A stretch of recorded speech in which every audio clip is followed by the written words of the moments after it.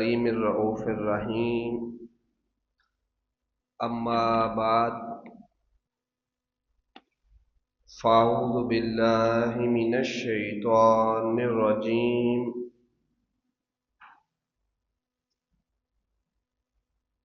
بسم الله الرحمن الرحيم. ووجد عبدا من عبادنا آتيناه رحمة من عندنا وعلمناه من لدن علما. صدق اللہ مولانا العظیم. نہایت ہی واجب الاحترام معزز و محتشم سامعین گرامی قدر، اللہ رب العزت کا کروڑہ فضل اور اس کا احسان عظیم کہ اس نے ہم سب کو تاجدار کائنات صلی اللہ علیہ وسلم کی امت میں پیدا کیا. گزشتہ جمعۃ المبارک پر میں نے شان ولایت اور مقام ولایت کے حوالے سے گفتگو کی تھی. آج کی نشست میں ہم جس موضوع پر لب کشائی کریں گے اس کا جو عنوان ہوگا وہ ہے علم لدنی کی حقیقت اور شان غوث الاعظم رضی اللہ تعالی عنہ. جب تک انسان کو علم لدنی کی سمجھ میں نہ آئے تو شان غوث اعظم سمجھ میں نہیں آ سکتی. میں نے قرآن کریم کی سورۃ الکہف کی آیت کریمہ نمبر 65 تلاوت کرنے کا شرف حاصل کیا اپنے موضوع سے ریلیونٹ اور اس سے ریلیٹڈ. اب بلا تمہید اپنے موضوع سخن کا آج کی نشست میں ہم ایک ترتیب سے آغاز کرتے ہیں. خالق کائنات نے قرآن کریم میں ہر ایک موضوع پر ہماری رہنمائی فرمائی ہے، چاہے وہ شان اولیاء ہو یا کرامات اولیاء ہو، اور چاہے وہ ظاہری علم ہو چاہے باطنی علم ہو. ہر جہت سے ہر اینگل سے قرآن ہم سے خطاب کرتا ہے، گفتگو کرتا ہے. اسرار کا علم ہو، ماخزن کا علم ہو، اللہ کے خاص خزانوں کا علم ہو، قرآن تفصیل سے سب کا ذکر کرتا ہے. کبھی اشاروں میں کرتا ہے، کبھی کنائے میں کرتا ہے. تو پھر تفاسیر اس اللہ کے خاص جو اسرار کے علم ہوتے ہیں پھر اس کے اوپر روشنی ڈال دی. تو موضوع جو میں نے آپ کو بتایا وہ کیا ہے؟ علم لدنی کی حقیقت اور شان غوث اعظم رضی اللہ تعالی عنہ. خالق کائنات نے واقعہ موسیٰ و خضر کو سورہ کہف میں تفصیل سے بیان کیا. فرمایا فوجدا عبدا من عبادنا آتیناہ رحمتا من عندنا وعلمناہ من لدنا علما. پس موسیٰ علیہ السلام اور یوشع بن نون ان کے خادم جو ان کے ساتھ سفر میں نکلے تھے، پس دونوں نے پا لیا ہمارے خاص بندوں میں سے ایک بندہ خاص کو. اس بندہ خاص کی نشانی کیا ہے؟ جو خاص بندوں میں سے یوشع بن نون اور حضرت موسیٰ علیہ السلام نے پایا، رب خود اس بندے کی خاص بندے کی علامت نشانی قرآن میں بیان فرما رہا ہے.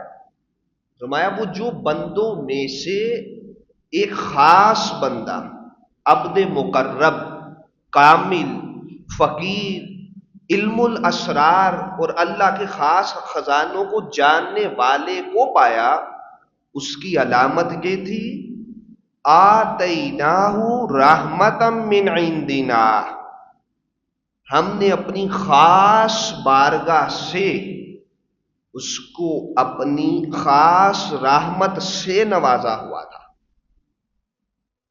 جس کو موسیٰ اور یوشع بن نون جس کی تلاش میں نکلے، پا لیا، پہنچ گئے، ان کی دہلیز پر مجمع البحرین پر پہنچے تو اللہ نے فرمایا وہ کوئی معمولی بندہ نہ تھا، ہماری رحمت میں سے اس کو حصہ ملا ہوا تھا۔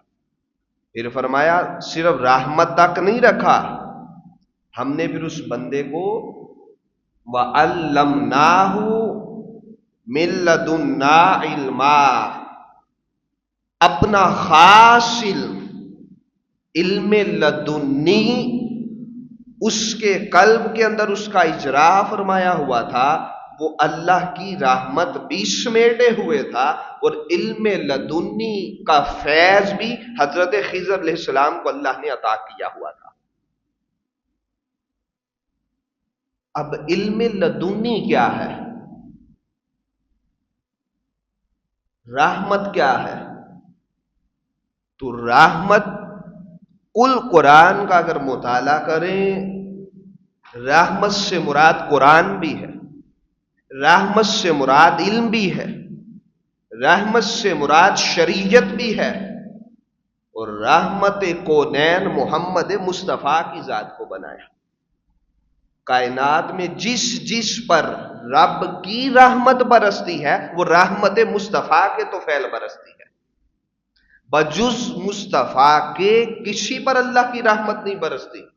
پچھلوں پر جو حضور کی آمد سے قبل ہو گزرے، یہود و نصارہ بھی حضور کے وسیلہ سے بران رحمت لیا کرتے تھے، آقا کی آمد سے قبل مصطفیٰ کے وسیلے سے بران رحمت اللہ کی بارش اور رحمت کی گھٹائیں لیتے تھے۔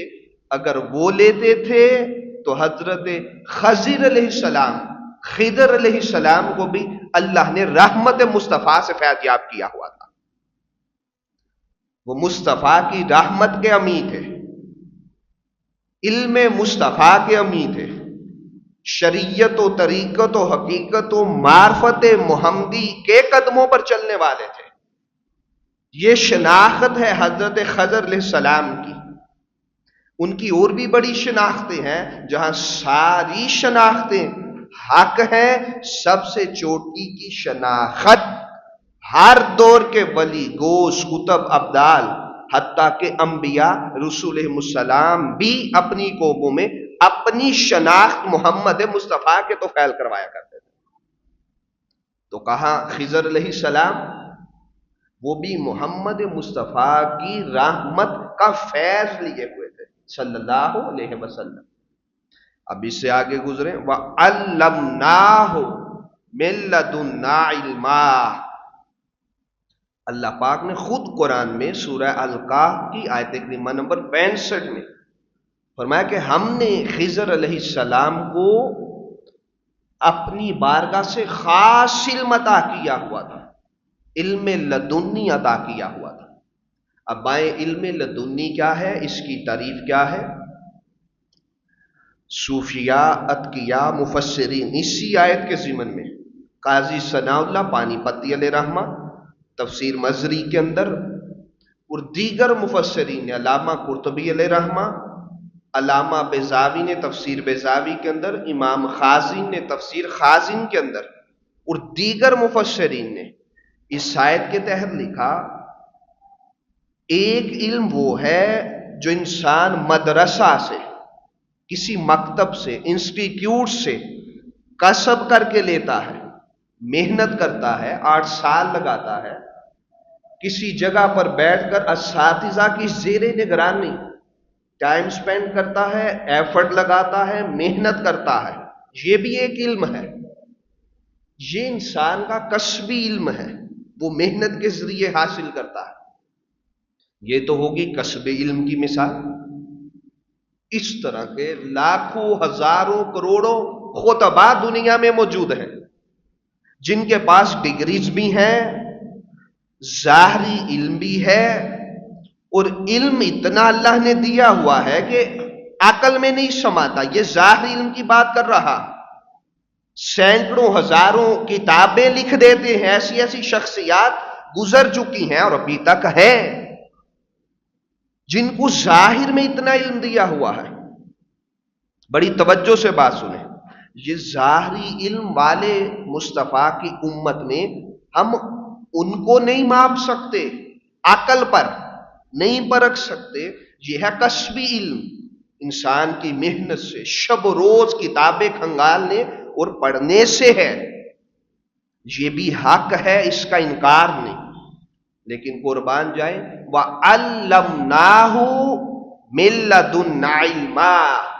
مفسرین فرماتے ہیں علم لدنی ایک ایسا علم ہے، وہ کسی مدرسہ سے، کسی کالج سے، کسی استاد سے، کسی شیخ اور مربی سے نہیں ملتا، وہ کسی کے آگے بیٹھنے سے نہیں ملتا.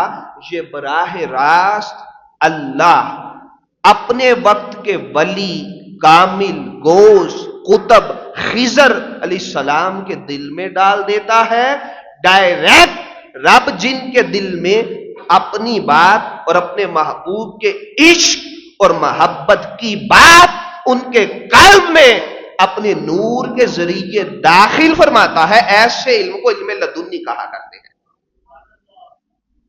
اور یہی وجہ ہے لاکھ علم ظاہر رکھنے والا علم لدنی کے ذرے کے برابر نہیں ہو سکتا. ہم ظاہری لوگ ہیں، علماء. اپنی مثال دیتا ہوں، ہم کتاب پڑھیں گے تو واز کریں گے، ہم محنت کر کے نوٹس بنائیں گے تو گفتگو کریں گے.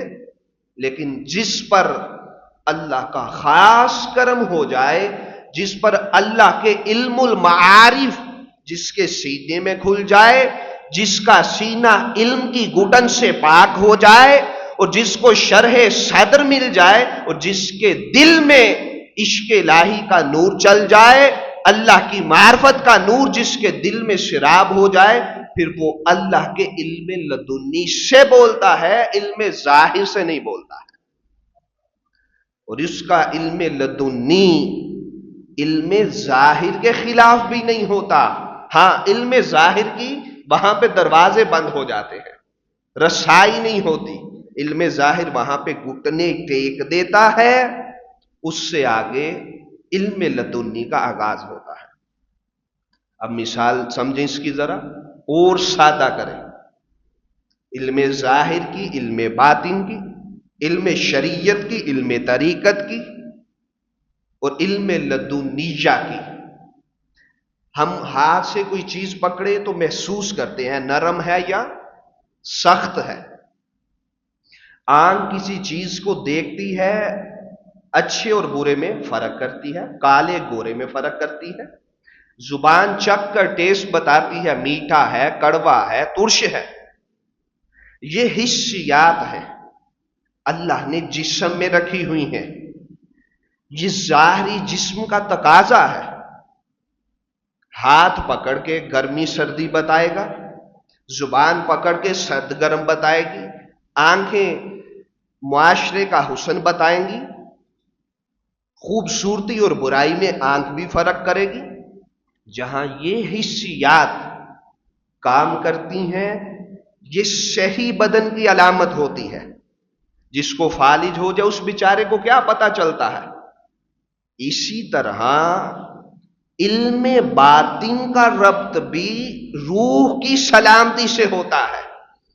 جس کی روح جتنی توانا، جتنی سلامت، جتنی استقامت والی ہوتی ہے، اتنا ہی روح کی حسیات الگ الگ ہیں. وہ علم باطن کی حس کو بھی محسوس کرتی ہے، اللہ کے اسرار کو بھی سینوں میں سمو لیتی ہے. جب جب روح جوان ہوتی جاتی ہے اور روح اللہ کے عشق میں طاقت پکڑتی جاتی ہے، تب تب اس پر اسرار بھی کھلتے ہیں، علم باطن کا اس کا دل بھی گہوارہ بن جاتا ہے.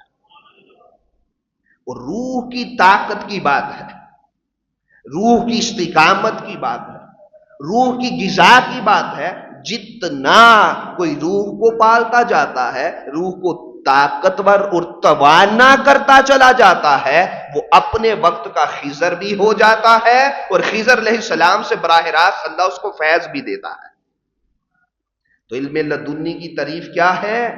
جو بغیر کسب کے، بغیر محنت کے، مشقت کے، اللہ کے فضل سے ڈائریکٹ بندہ مومن، بندہ ولی، کسی غوث قطب کے دل پر اللہ اپنا خاص علم، اس کے دل میں اپنے خاص علم نور کا اجرا فرمائے، پھر وہ کبھی ختم نہ ہو، دائمی اس کے دل میں رہے، اس کو ہم علم لدنی کہتے ہیں۔ جو کبھی آئے کبھی چلا جائے وہ الہام ہوتا ہے، جو کبھی خواب میں دکھایا جائے وہ کشف ہوتا ہے۔ تو علم لدنی کی تعریف یہ ہے، ایک بار رب دے دے، پھر اس ولی کے دل میں اس کے اسرار بڑھتے ہیں، کم نہیں ہوتے۔ اب سمجھ میں آئی؟ فَوَجَدَا عَبْدًا مِّنْ عِبَادِنَا آتَيْنَاهُ رَحْمَةً مِّنْ عِنْدِنَا وَعَلَّمْنَاهُ مِن لَّدُنَّا عِلْمًا۔ پس موسیٰ اور یوشع بن نون نے ہمارے خاص بندوں میں سے ایک بندہ خاص حضرت خضر علیہ السلام کو پایا۔ جب پا لیا، اس کی علامت یہ تھی، ہم نے خاص اپنی رحمت سے ان پر توجہ فرمائی، اپنی رحمت کا فیض دیا۔ وَعَلَّمْنَاهُ مِن لَّدُنَّا عِلْمًا، اور علم لدنی ہم نے حضرت خضر علیہ السلام کو عطا فرمایا۔ اب یہاں پر عقل پیچ و تاب کھائے گی ایک لمحے کے لیے۔ کیا موسیٰ علیہ السلام کے پاس علم اسرار نہیں تھا؟ علم باطن نہیں تھا؟ علم لدنی نہیں تھا؟ وہ نبی ہی کیا جس کے پاس علم لدنی نہ ہو؟ اس کی بھی پھر مفسرین نے خود توجیہ کی، خود جواب دیا۔ اسی آیت کے ضمن میں جو حوالے میں نے مفسرین کے دیے وہی حوالہ جات۔ مفسرین فرماتے ہیں علم لدنی کی دو اقسام ہیں۔ کتنی؟ بولیے۔ دو۔ ایک ہے علم تشریعی، شرعی علم۔ بولیے علم تشریعی، یہ شارع سے ہے، شریعت سے ہے، علم تشریعی۔ اور دوسرا ہے علم تکوینی۔ اب یہ سمجھا کہ یہ ساری بات کلیئر کر کے علم لدنی کے باب میں پھر شان غوث الاعظم رضی اللہ تعالیٰ عنہ کو اس کے ساتھ ملائیں گے۔ اب علم تشریعی، شرعی علم، وہ بھی علم لدنی ہے، اور علم تکوینی بھی بولیے وہ بھی علم لدنی ہے، اقسام ہیں مختلف۔ اب موسیٰ علیہ السلام کو علم لدنی سے علم تشریعی دیا گیا۔ اب وہ کیا ہے سادہ کر کے سمجھاتا ہوں، زیادہ ڈیٹیل میں نہیں جاؤں گا اس کی۔ ہر انسان کو اللہ نے اپنے حکم کا مکلف بنایا کہ نہیں بنایا؟ جیسے نماز، روزہ، حج، زکوٰۃ، یہ سارے کتنے اللہ کے احکامات ہیں، اوامر و نواہی۔ جھوٹ نہیں بولنا، زنا نہیں کرنا، شراب نہیں پینی، کسی پر جھوٹی تہمت نہیں لگانی، یہ سارا شرعی علم ہے۔ علم تشریعی ہے جس کا انسان کو مکلف بنایا گیا، انسان کو اختیار بھی دیا گیا۔ اچھا عمل کرو گے تو اچھا صلہ ملے گا، اگر میرے رستے سے ہٹ کے چلو گے تو اس کا وبال بھی آئے گا۔ یہ ہوا علم تشریعی۔ موسیٰ علیہ السلام کو اللہ نے اپنے خاص علم کے خزانہ سے، علم لدنی کے خزانہ سے علم تشریعی کا علم دیا، جس سے قوم کی اصلاح ہوتی ہے، معاشرے کی اصلاح ہوتی ہے، انسان اس دنیا سے رب کی طرف جاتا ہے، اللہ سے لو لگاتا ہے، اللہ سے پیار کرتا ہے، وہ اپنے بیوی بچوں کے حقوق واجبات، معاشرے کے حقوق واجبات صحیح معنوں میں ادا کرنے کا اہل ہو جاتا ہے۔ یہ ہوتا ہے علم تشریعی، شرعی علم۔ اب اس کے بعد یہ انسان جب اس پر عمل کرتا ہے، اس کا تعلق ہر انسان کے ساتھ ہے، بڑی توجہ کے ساتھ۔ اسی نقطے سے آگے لے کر چلوں گا۔ علم تشریعی کا جو نبی لے کر آئے، اور نبی اپنی قوم کو، امت کو ہدایت کی طرف لے کر جائے، وہ بھی علم لدنی ہوتا ہے، اس کا تعلق ہر کس و ناقص کے ساتھ ہوتا ہے، ہر ادنا سے ادنا مومن سے بھی اس کا تعلق ہوتا ہے۔ اور نبی اپنا پیغام اگر پہاڑ کی غار کی چوٹی میں بھی کوئی ہو تو وہاں تک بھی لے کر جاتا ہے، کوئی صحرا میں ہو وہاں بھی لے کر جاتا ہے۔ یہ ہے علم تشریعی کا مقام۔ موسیٰ علیہ السلام کو اللہ نے ان کے حسب حال، ان کی شان کے لائق علم تشریع میں حضرت خضر سے اونچا مقام دیا تھا، اور حضرت خضر علیہ السلام کو علم تشریع کا علم نہیں دیا، وہ ان کے حسب حال دیا، جتنا وہ عمل کرتے ہیں اللہ نے وہ ان کو دیا ہوا ہے۔ لیکن علم تکوینی کونی امور وہ اللہ نے خضر علیہ السلام کو دیے ہوئے ہیں، وہ ان کو ان کے حسب حال دیے ہوئے ہیں۔ یہی وجہ تھی موسیٰ علیہ السلام سے پوچھا گیا کہ اس وقت روئے زمین کا سب سے بڑا عالم کون ہے؟ بخاری شریف کی حدیث پاک۔ اب یہ ٹرم ذرا ذہن میں رکھیں دونوں۔ کہا میں سب سے بڑا عالم ہوں، اللہ نے کہا موسیٰ ہر چند کے موسیٰ ہی بڑے عالم ہیں، وہ ظاہر میں علم تشریع میں بڑے عالم تھے۔ یہ میں پہلے کہہ چکا کہ خضر علیہ السلام وہاں ان کا مقابلہ نہیں کر سکتے، ولی کا نبی کا مقابلہ ہوتا ہی نہیں، نہ ہم کرواتے ہیں نہ اس کے قائل ہیں۔ اللہ نے کہا نہیں موسیٰ، ہر علم والے کے اوپر ایک علم والا ہے، بھلے آپ کی قوم میں آپ سب سے بڑے عالم ہیں، لیکن یہ بارگاہ بڑی ہے، ہمارے ایسے ایسے بندے بھی ہیں جو صحراؤں میں رہتے ہیں اور وہ مجمع البحرین پر رہتے ہیں، جن کو خضر کہتے ہیں، ہم نے ان کے دل میں وہ اسرار کھولے ہوئے ہیں جن سے آپ کو آشنا نہیں کروایا۔ سب سے بڑا عالم تو آپ تب کہتے کہ اگر ہم نے وہ بھی علم آپ کو دیا ہوتا۔ پھر یہ سارا پس منظر تھا سفر کرنے کا۔ اب علم لدنی کی کتنی قسمیں بتائی میں نے؟ بولے دو۔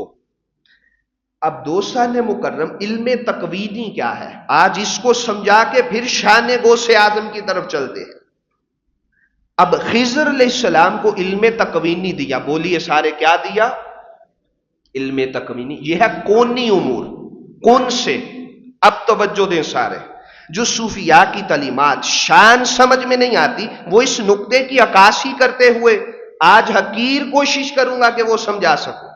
اور جس کو سلطان بہو علیہ رحمہ نے کہا تھا فقیر، ولی، درویش، غوث، قطب، کامل، وہ کن کی کنجی ہوتا ہے، جو کہہ دیتا ہے اللہ اس شے کو ویسے ہی بنا دیتا ہے۔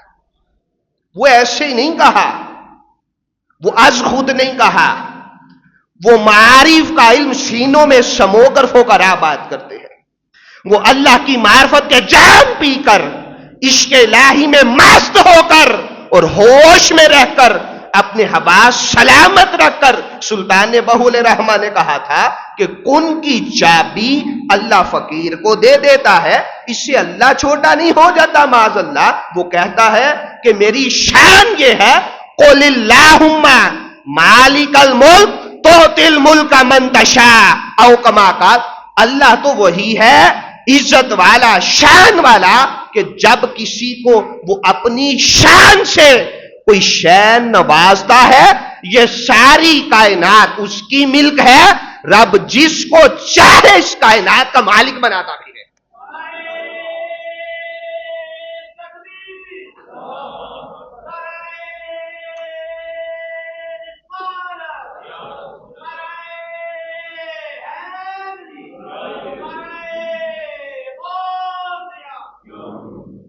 تکوینی امور حضرت خضر علیہ السلام کو اس کا علم دیا، اسرار سے، علم لدنی سے، واہبی علم دیا۔ اور علم تکوینی کی تعریف یہ ہے جس میں انسان کا کسب نہیں ہوتا، یہ اللہ کی جانب سے ہوتے ہیں، اس میں انسان کا اختیار بھی نہیں ہوتا، وہ اللہ کی مرضی سے کام کرتا ہے، اپنی منشا سے نہیں کرتا ہے۔ ایک مثال دے کے اور آسان کریں، تاکہ ذہن ہر قسم کی پیچیدگی سے دور ہو جائے. حضرت خضر علیہ السلام نے اس بچے کو ذبح کیا، قتل کیا کہ نہیں کیا؟ ظاہر علم میں ناجائز ہے. اب علم تشریع موسیٰ علیہ السلام کا علم تقاضا کرتا ہے کہ نہ حق کا مارا ہے، وہ بھی حق پر ہے، لیکن علم تکوینی یہ بھی علم لدنی کا دوسرا حصہ تھا، جہاں خضر علیہ السلام کو اللہ نے فائز کیا. اور علم تکوینی کی تعریف ہی یہ ہے، اللہ وہ علم بھی دیتا ہے کہ اس نے بعد میں ایسے ہو جانا ہے، کفر کی طرف جائے گا، اور اس کے ماں باپ مومن ہیں وہ بھی کافر ہو سکتے ہیں. جس کو یہ سارے اسرار کا علم دے دیا جائے، اس کی حکمت جس سے پردے میں نہ رکھی جائے وہ بھی واضح کر دیا جائے، وہ ہر شخص اپنے وقت کا خضر ہوا کرتا ہے. اب خضر علیہ السلام نے بعد میں قرآن گواہ ہے ساری بات بتائی. میں نے شروع میں کہا تھا قرآن ہر قسم کی ہماری عقیدے کی رہنمائی کرتا ہے. یہ سب سے بڑی کتاب لا ریب فی، اس میں کوئی شک نہیں. یہ علم اسرار پر بھی بولتی ہے، علم الغیب پر بھی بولتی ہے، علم المعارف پر بھی بولتی ہے، اور علم حقیقت پر بھی بولتی ہے، علم شریعت پر بھی بولتی ہے، علم حقیقت، علم باطن اور علم معرفت پر بھی یہ کتاب بولتی ہے. اب وہ کام کیے، کیا کوئی قتل کر سکتا ہے؟ بولے. اختیار کس نے دیا؟ بولیے بھائی سارے. اللہ نے. اللہ اگر خضر علیہ السلام کو ہر دور میں با اختیار رکھا ہوا ہے، قیامت تک خضر علیہ السلام زندہ ہے، اٹھائیں تفاسیر، ہر کسی کو نظر نہیں آتے، خاص اولیاء کو مصطفیٰ کا فیضان بھی دیتے ہیں، حضور کی باتیں بھی سناتے ہیں، مصطفیٰ کی شریعت سے ہٹ کے کوئی بات نہیں کرتے، اور اللہ کے عشق کے جام بھی ان کو پلاتے ہیں. ہر گوش کتب ولی کو وہ ملتے ہیں، ہر دور میں محی الدین ابن عربی علیہ رحمہ کو ملتے ہیں.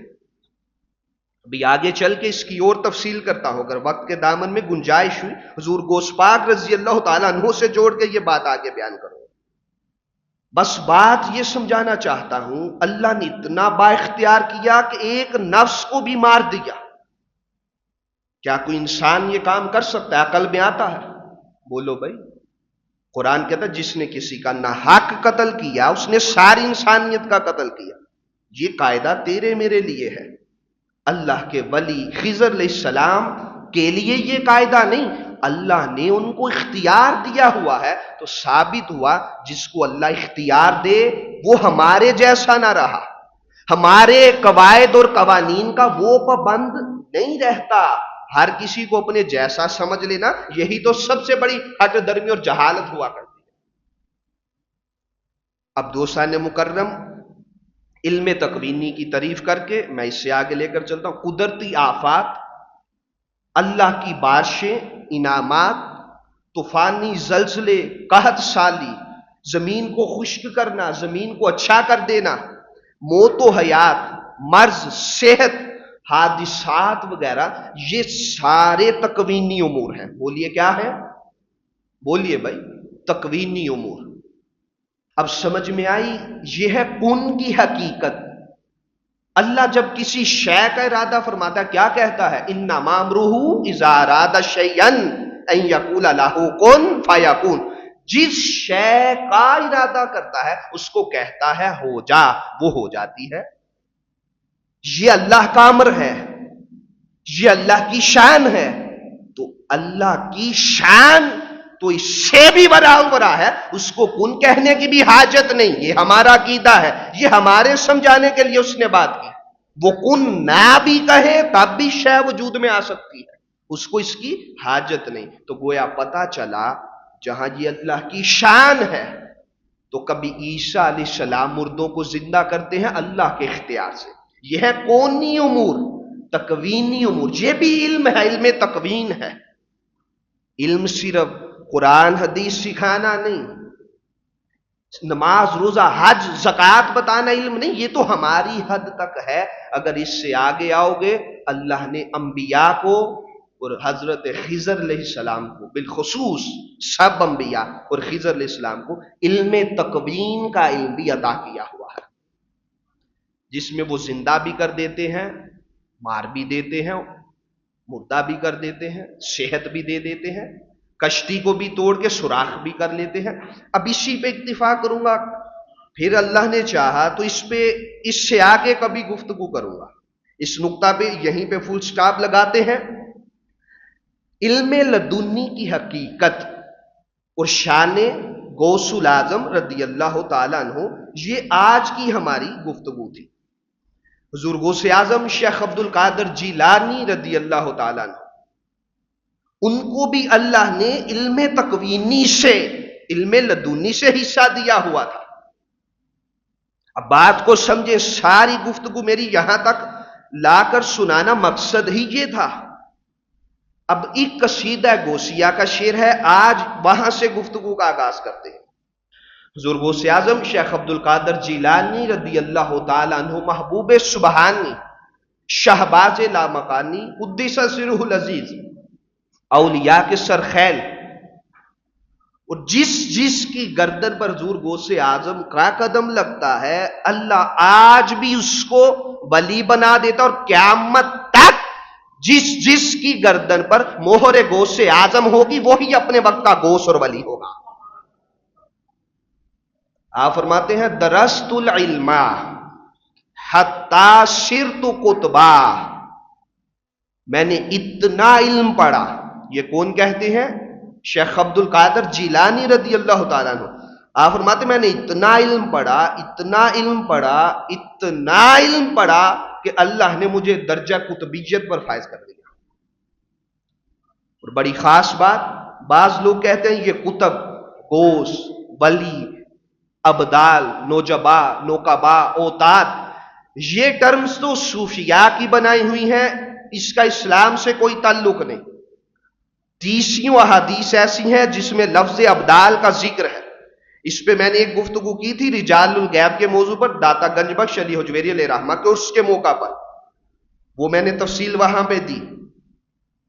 30 حدیثیں لفظ ابدال پر۔ اب ساری بحث چھوڑے، علامہ ابن تیمیہ، ان کی کتاب کتاب الاستقامہ، صفحہ 86، توجہ ہے سب کی، سارے عقیدے ایک طرف رکھے، صوفیاء کے، اہل سنہ کے سارے ایک طرف، یہ سلفی حضرات کے چوٹی کے عالم ہیں، جن کو وہ اپنا شیخ کل مانتے ہیں، وہ اپنی کتاب جلد 1 صفحہ 85 کے اوپر یہ بات درج کرتے ہیں۔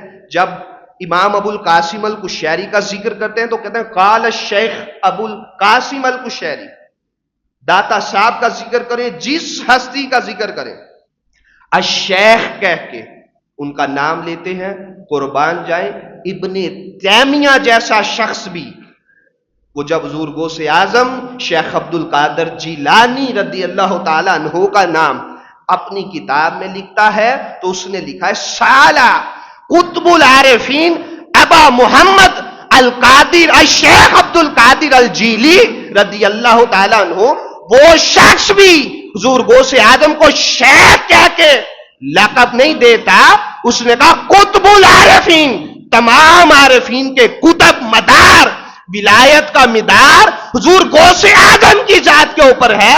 یہ ہمارا عقیدہ نہیں، یہ آپ کے اکابرین کا عقیدہ ہے کہ حضور غوث اعظم کو قطب العارفین کہنا، یہ ابن تیمیہ کا عقیدہ بھی ہے، اور جمیع انسانیت کا اور جمیع امت مصطفیٰ کا بھی یہی عقیدہ ہے۔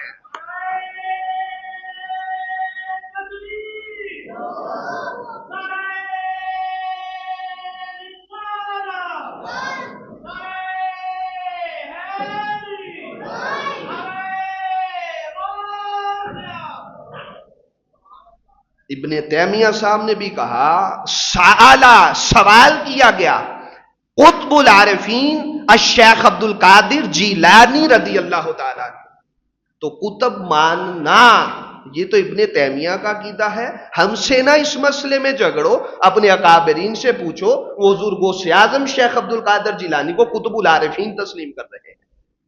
پھر اس کے بعد حضور غوث اعظم شیخ عبد القادر جیلانی نے کہا میں نے علم اتنا پڑھا، علم ظاہر بھی، علم باطن بھی، علم تشریعی بھی، علم تکوینی بھی، سارا علم پڑھا، ظاہر کا بھی باطن کا بھی، پھر اللہ نے مجھے قطب بنایا۔ قطبیت یہ سب سے اونچا درجہ ہے، ولایت میں سب سے اونچا درجہ قطبیت اور غوثیت ہوا کرتا ہے، یہ صاحبان علم حضرات جانتے ہیں۔ اب آئیں اس کی تشریح کرنا چاہتا ہوں۔ محدث ابن جوزی رحمت اللہ تعالی نے، یہ وہ شخص ہیں جو اپنے دور کے چوٹی کے محدث ہیں، کوئی عام بندے نہیں، جو سند ہے حدیث کی دنیا میں، اصول حدیث کی دنیا میں۔ ایک روز 70,000 کے مجمع میں بغداد کی نگری میں حضور غوث اعظم کا بڑا نام سنا تھا، اپنے شاگرد کو لے کر ساتھ چل دیے، کہا اس شخص کا ہم نے بڑا نام سنا علم ظاہر اور علم باطن میں، ہر اینگل ہر جہت سے اللہ نے چھما چھم لبریز کیا ہوا ہے، آؤ آج ان کی صحبت میں چل کے ظاہری آنکھ سے یہ نظارہ تکتے ہیں۔ شاگرد ساتھ ہو لیا، سفر کر کے بغداد پہنچے، آخری صف میں محدث ابن جوزی نکر میں لگ کر بیٹھ کر حضور غوث اعظم نے ایک آیت تلاوت کی۔ اس کو مناقب شیخ عبد القادر جیلانی اور لکھنے والے علامہ ابن حجر اسقلانی شارح بخاری ہیں، یہ محدثین کے ہاں حضور غوث اعظم کا اتنا درجہ ہے۔ صوفیاء کی بات نہیں کروں گا آج کی نشست میں، محدثین نے شان غوث اعظم میں کتابیں لکھی، اور یہ علامہ ابن حجر اسقلانی علیہ رحمہ وہ شارح ہیں جنہوں نے اتنی اتنی موٹی ایک جلد اور اتنی اتنی بڑی عربی کے اندر 24 جلدیں صرف بخاری کے اوپر لکھی ہیں، وہ شان غوث اعظم پہ کتاب لکھ رہے ہیں، اور یہ واقعہ وہاں بھی درج کر رہے ہیں۔ اب اس واقعہ کو کون بیان کر رہا ہے پہلے ذہن میں پکا کر لے، ابن حجر اسقلانی، اور آگے بھی محدث ابن جوزی علیہ رحمہ کا واقعہ ہے۔ حضور غوث اعظم نے قائد کی تلاوت کی، اس کی 11 تفسیریں بیان کی۔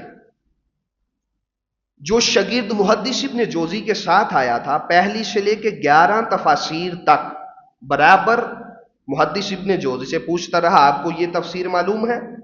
تو محدث ابن جوزی نے پہلی سے 11 تک تفاسیر تک کہا ہاں مجھے معلوم ہے۔ جب 12ویں تفسیر پر حضور غوث اعظم شیخ عبد القادر جیلانی رضی اللہ تعالیٰ عنہ پہنچے تو ان کا علم جواب دے گیا۔ شاگرد نے پوچھا آپ کو یہ تفسیر معلوم ہے؟ کہا لا مجھے یہ تفسیر معلوم نہیں۔ وہ کتنے اچھے دیانتدار لوگ تھے، ہمارے جیسا ہوتا تو حد ہی مکا دیتا، آخر تک یہی کہتا جاتا ہاں معلوم ہے، بھلے معلوم نہ ہوتی۔ شاگرد ہے، اس نے کیا کرنا ہے؟ 12 سے لے کے 40 تک حضور غوث اعظم نے ایک آیت کی تفسیر کی، تو آپ نے کہا مجھے ان کی تفسیر معلوم نہیں۔ جب یہاں تک پہنچے، ایک آیت کی کتنی تفسیریں ہوئیں؟ 40۔ اس کے بعد حضور غوث اعظم رضی اللہ تعالیٰ عنہ متوجہ ہوئے مجمع کی طرف، کہا نرجیو من القال الی الحال، یہ تھی قال کی تفسیریں، ظاہری علم کی تفسیریں، اب ہم قال کا دروازہ بند کر کے حال کی طرف توجہ کرتے ہیں۔ سارا مجمع، اس میں سب سے پہلے محدث ابن جوزی اٹھا، وجد میں آ کر کہتا ہے اس دور کے سب سے بڑے کتب اللہ نے واقعی آپ کو بنایا ہے، اور آپ علم مصطفیٰ کے امی ہیں، اور باب مدینہ العلم کی خیرات لے کر چل رہے ہیں۔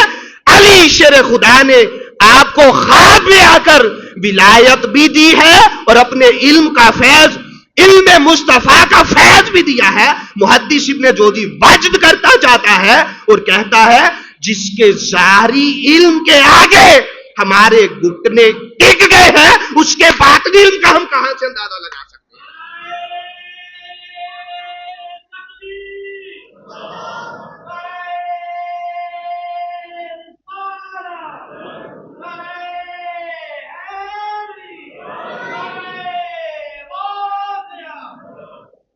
اور میں جس کو اللہ نے ظاہر میں اتنا علم دیا، اب واقعہ موسیٰ و خضر وہ سامنے رکھیں، علم تشریح کا کوئی ثانی نہیں، کوئی مقابلہ نہیں کر سکتا، علم تکوینی کا بھی کوئی مقابلہ عام انسان نہیں کر سکتا، عاموں کی رسائی نہیں وہاں تک ہو سکتی۔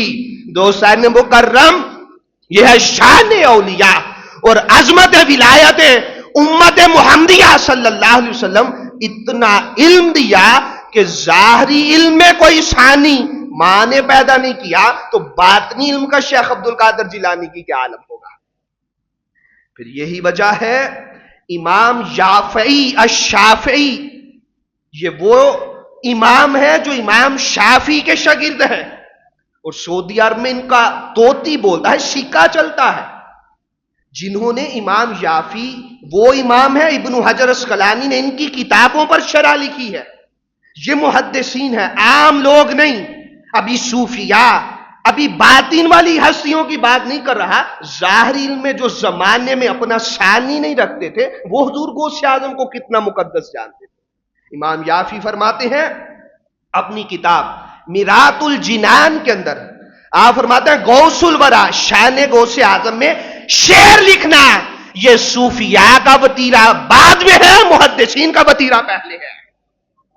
یہ کہنا کہ غوث کا لقب کہا ہے، آؤ یہ امام یافی الشافی نے سب سے پہلے آج سے 800-900 سال پہلے حضور غوث اعظم کو ابن تیمیہ کتب تسلیم کرتے ہیں اور امام یافی ان کو غوث اعظم تسلیم کرتے ہیں. یہ ہم نے برے صغیر میں لقب نہیں دیے. فرمایا غوث الورا، غیث الندى، نور الہدا، نور الہدا، بدر الدجا، شمس الضحا، بل انور.